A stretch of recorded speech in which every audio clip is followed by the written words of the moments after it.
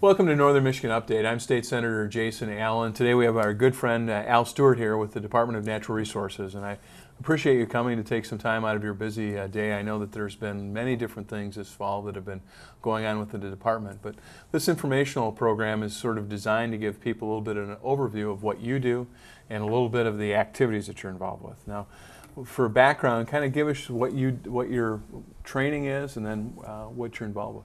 Yes, thank you, Senator. Now, I'm called the Upland Game Bird Specialist with the Michigan Department of Natural Resources, and my training has been, I went to Michigan State University and got a degree there in fisheries and wildlife. Wow. And so I've been working with the DNR for over 30 years, so it's been a great time, and fortunately for me, I just love upland game birds, and that's what we're going to talk about today. So the classifications of those include like what, grouse, woodcock?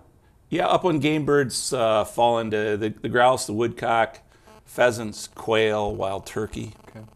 So in northern Michigan, let's kind of go through the different species, and then I want to talk a little turkey too. Yeah. So, oh yeah. So woodcock hunting, what's the species like? Where do you hunt that with? What types of characteristics are those birds? Well, woodcock are, just a neat little bird that's fairly common, although we have a lot of concern for it. It's a migratory bird, okay, so it falls under federal jurisdiction.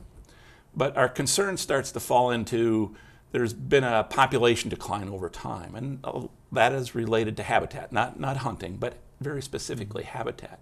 And on an international level, Michigan is one of the top production states, okay, for woodcock.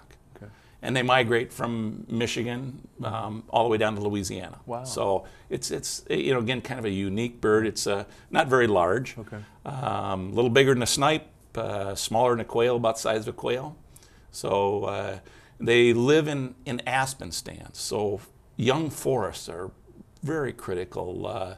Alder runs along creek bottoms, really key. And what we're finding is, in forest succession, young forests don't seem to have the value in people's minds that they really need to have. Sure. And what we try to do is elevate that knowledge of it. And associated with woodcock is the aspen, and in order to have aspen, you need to cut down trees. And the best way to regenerate aspen is to do a clear cut. Sure. But the unique thing about aspen is when you cut down all the trees, they actually throw up suckers or growth from their root system. Sure. So you cut one tree and you get hundreds of trees. Right. And so it works well, and on top of that, there's an aspen market, in the forestry industry. Sure. So it's a win-win all around, but we need to convince people and work with people to educate them that not only on public lands is it important to do clear cuts or management of aspen, even on private land where it stands, people need to work with that and look at ways to do it. On our website, on the Michigan Department of Natural Resources website, we have information on how to manage your forest under wildlife habitat. Okay. So that goes the thing, working with our soil conservation services, working with our Department of Natural Resources foresters, they can help you come up with a plan on your private property. Right, yes. And I understand there's been a lot of, sometimes people don't understand, there was some concerns raised in the Vasa Trail a couple of years ago that they came in and clear cutted. And our office responded and helped to explain to them how important that is for the grouse and primarily the woodcock hunting. Right. I can't say enough how important young forests are. And we seem to have got caught up in old growth, and old trees are good, and it's valuable to have a little bit of everything. Right. But as aspen gets older, it dies off. It's shade intolerant. Right. And so you have to manage it.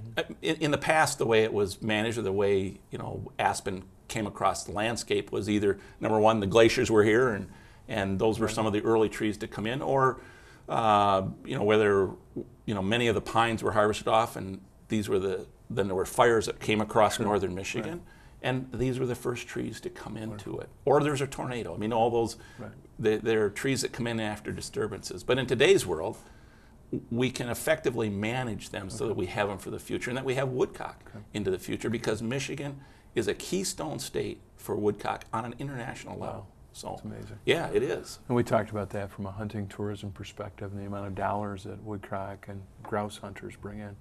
So let's kind of segue into sort of what we've talked about the woodcock, and that migrates from Michigan to Louisiana. Then what is it, a grouse or bobwhite, or what do you? Yeah, the rough grouse is Right. found in northern Michigan, Right. found again in these young forests, the aspen stands. And Michigan is a destination for people to come to hunt grouse and woodcock. It already is a destination. And grouse go through a cycle, some highs and lows. We really don't know why that occurs, but it's fairly evident. It shows up when we do surveys like spring breeding surveys, or when we do hunter surveys and number of birds people flush. So there's these highs and lows, and you know, with our crystal ball right now and looking at past experiences, we would suggest that, you know, 2010 might be when we're getting up into the high again. And as that happens, we get a lot of calls from people in Virginia, West Virginia, Alabama, Mississippi, out west, to come to Michigan to know where are we in the cycle with grouse. And so you can say, well, we're kind of getting close to it, and these guys come and they hunt. They hunt from, you know, the Pigeon River area, or they'll hunt down by Clare or over by Traverse City. You know, they really focus in on, you know, northern lower Michigan. Right. Okay, so a grouse is also considered a partridge, or no, a pat? Is that what? Well, yeah. Pat, bobwhite? Well, the slang for rough grouse is a pat, which is a takeoff from partridge, which is partridge are a completely different bird in the world of biology, but it's often referred to as rough grouse and partridge. And then bobwhites or quail. Bobwhite quail are found in grassland areas in the southern part of the state. So we have a season for that later on as well.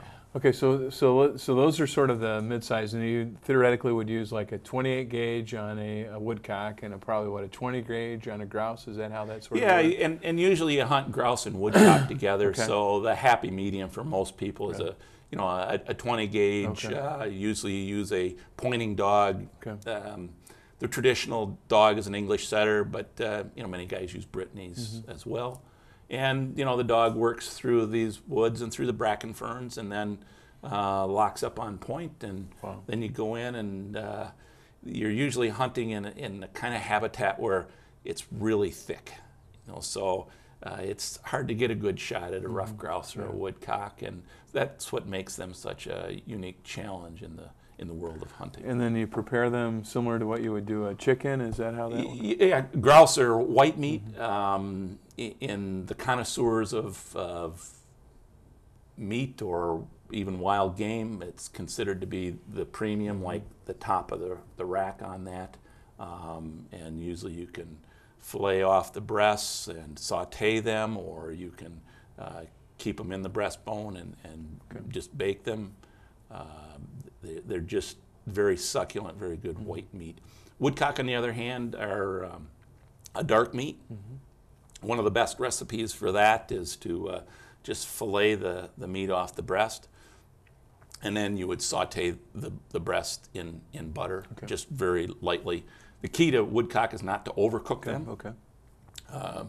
Some people have overcooked them and then said, well, they taste kind of like liver, because they are dark meat again. And some of the recipes call for, okay, well, if it tastes like liver, let's overcook the breast a little bit, and then make a pate.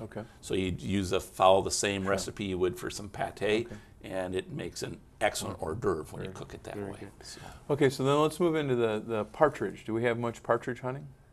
Well, the partridge or rough grouse hunting. Okay, very good. Okay, so we have very good. You know, again, very good rough grouse hunting. Super. We're a premium state, and we both in grouse hunting, we're in the top 3 to 5 in the nation.